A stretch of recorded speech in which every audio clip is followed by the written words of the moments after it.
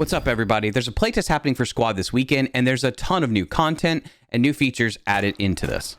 Offworld has added some gunplay changes, a new faction, and more to talk about. So go ahead and hit the subscribe button so you can keep up to date on the changes coming to Squad. Leave a like and drop a comment down below with your thoughts on these changes. Now, as a part of the delay of 9.0, we know that Offworld is looking to merge some of the updates they had planned beyond the 9.0 update. So the 9.0 update has seen a buff of some new stuff. First, we have the Middle Eastern Alliance being converted to the ground forces of Iran. Some of you have been wondering what this change might entail. First, you're going to see an overhaul of roles. Character, vehicle, and 2D textures seem to be updated, so you'll see some new markings on the vehicles, as well as a new camo for the infantry. Now, when it comes to overhauling the infantry roles, you're going to see a few different, smaller things changed up, including a new weapon for the SL, the Fajr. Hopefully I'm saying that somewhat correctly. You're also going to see the SVD for the marksman. You'll find the KLS instead of the KLT that has a full wooden stock. And every variation of the rifleman now has a foregrip for their G3. The hat kit now gets the option of an RPG-7, while lats also have RPG-7s, meaning the RPG-26 is no longer a part of the kit. And it appears as though the combat engineer will run with the KLF. This is just a few things that we noticed when comparing roles to Unreal 4. They're going to receive the M1151 for their light infantry battle group, and they're going to be making use of the UH-1H helicopter, which will replace the Mi-17. Next, we have a new faction actually coming to the game, which is the Canadian Resistance Forces. This is meant to be a minor faction that represents an irregular independent faction for North America. The faction will only be available on Goose Bay and Manicouagan. Aspects of the CRF kind of remind me a lot of the WPMCs. You're going to get a wide variety of weapons, attachments, and just stuff, including some civilian and captured military equipment. You're going to see some new weaponry added to Squad, including the SKS Tazco, which is a civilian upgraded SKS with a 20-round magazine. You're going to see the M1 carbine. The Lee Enfield is going to make it into the game, as well as a G17 with an extended magazine, holding 32 rounds. You'll also find a G18 with a 32-round magazine, and Bangerite IED, which you have to shoot to detonate and makes a hell of an explosion. Now, there's some cool characteristics of the Canadian Resistance Forces, including the squad leader can carry up to 3 rallies with a cheap rearm of 30 ammunition, compared to other factions where it costs 50. They are also going to have a scout role in the specialist role class with a reconnaissance drone, similar to what we've seen added to the regular militia forces. However, this has a much shorter lifespan than your commander drone of only 4 minutes compared to 10 for commanders. However, the faction's going to lack wider access to things like grenades and fully automatic weapons. The faction will lack a main battle tank, but will have the Coyote. They'll also have the M113 APCs, plenty of light vehicles to support them as well. This almost feels like a smaller, light version of the WPMCs. Now, of course, you're not going to have an MSV, nor are you going to have that main battle tank, but you're going to have plenty of mobility. I'm looking at this as a light infantry force that may struggle against stuff like a heavy armored group. Now, I will say that the CRF was not something on my bingo card for something coming to Squad. It's always nice to have new factions. I don't know how much value this adds across the board, but at least we got some new weaponry and we have another alternative for at least 2 maps. I think the one benefit of the CRF is that we get that new weaponry and potentially we see Offworld's willingness to maybe create some of these smaller independent factions that could be regionally based across the world, which is something that you guys have expressed interest in, especially after the WPMCs were added. Moving along, another big aspect of this playtest are the gunplay updates, a pretty hot topic in the community. But there are some significant changes to how gunplay is going to operate with the 9.0 update. Offworld shared the goals of these updates, which were to make recoil feel more natural, less random, and less intense without detracting from our intent to having extended firefights. Make engagements below 150 meters feel less frustrating, and mitigate the problem of losing the front sight post from the front of the weapon moving down during recoil. So what were the changes? Well, they reduced and standardized the recoil offset camera limit. They reduced and standardized recoil grip alignment, reduced and standardized sway, smoothed out the standard recoil curve to prevent the small floaty pop at the end of each recoil event. And they also improved the recoil characteristics of several weapons, including the M240 family.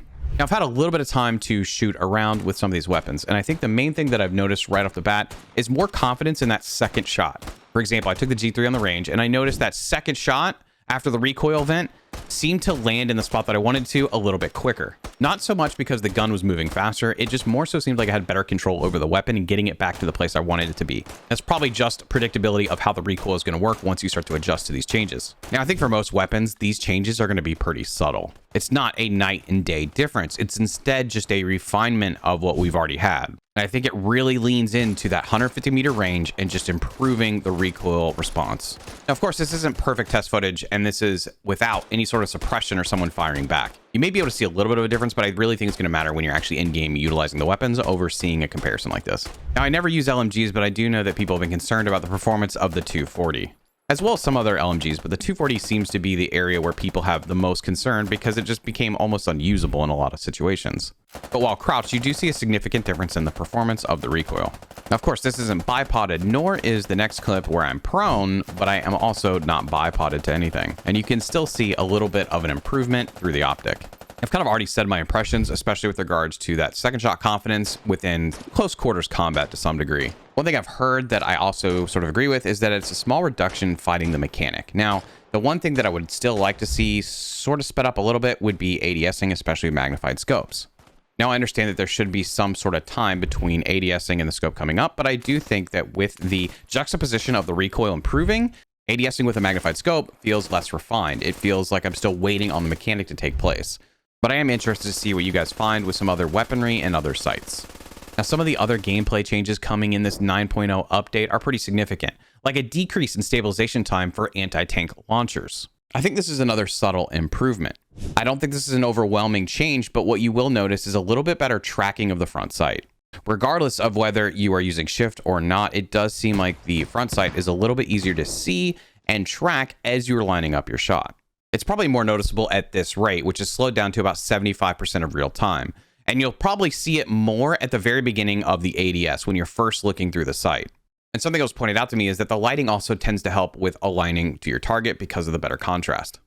Now, a few other things I want to highlight from gameplay updates, and there's a list that I'll post in the description below. But they are increasing standard amount of pistol mags, they are increasing the standard amount of rifle mags for pilots and crewmen, and they're going to standardize naming convention of weapon and item HUD display names. Now, you're going to notice some adjustments to weaponry and roles or kits across different factions. You'll notice additions of different Grenadier kits, Raider kits, and of course the specialist role to different factions that actually come with the portable recon drone. Just seems like several small adjustments to different kits have been made across all these factions. But in addition to that, you're also going to notice that MBTs have been removed from all support type battle groups. And there'll be an added 10-minute initial delay to extra MBT spawns for armored type battle groups. Next, you'll see a reduction of the number of transport helicopters that spawn on combined arms type battle groups from 2 to 1. I wish they would kind of add a Logi back in then, but we'll see how this works. There's ATGM capable light vehicles added to most air assault type battle groups. The battle group icons have been updated to NATO symbols, and there's an experimental iteration of skirmish mode. But based on what they're saying here, 5 objectives captured in any order, 1 anchor point for each team. Holding the majority will trigger a bleed on the enemy team. Now, here's an example from Samari where you can see that there's an initial point or an anchor point connected to the main before it is split across the map into different objectives. I'm actually really excited to see this because I think we, of course, need some game modes added into the rotation on a lot of servers. And I think Skirmish is a good game mode that could be more in the rotation of servers. In fact, on one of the playtests last time around, that was probably one of the most fun rounds I've had. So while maybe not something crazy new, I'm hoping that this could be an alternative or something added in just to have something fresh to play. Now, in our roadmap video, we talked a little bit about the new social addition to the game being the Commendation system. And here you can see the list of different kits as well as a ranking system that is applied to each kit and certain traits that you might have like teamwork and leadership. Now, my thought is that the idea behind this is to just try to promote better play, especially amongst newer players. I don't know how much of an effect this will have, but I am interested to see what you guys think as it becomes implemented and how we feel about it. Maybe it does do that and promote some better play, but ultimately it gives people something to work towards. We also have our first look at the new weapon skin pack on the way that I think will be tied to 9.0. It's going to include insurgent weapon skins. You'll have something for the AKM, the AMD-65, the SKS, and the Mosin. All of them feature their own battle-worn cloths and a few little details that are kind of neat and different for the insurgent faction. There's also a listing for a pack called the Second Tour Pack. I'm not entirely sure what to make of this because none of the renders actually work. It's very much a work in progress, but potentially it's going to focus on weapons from the USMC and USA, including the M16, the M27, the M4, and so on. But there's not much to see here yet in terms of detail. Now, I made this video primarily to focus on what you can expect that may be different from the previous playtest and new things coming to the playtest that you can actually try out. I guess what's important to understand is that 9.0 is significantly bigger with more features and more changes coming in than just Unreal 5. So be sure to take some time, check out the playtest this weekend, and of course, give some feedback, because this is a pretty significant update, as we already talked about, and now there's more to play with and to check out and to provide feedback on. Otherwise, hit the subscribe button so that you can be up to date on all things coming to Squad. Leave a like, drop a comment down below with what you're excited to see, and I'll catch you all next time.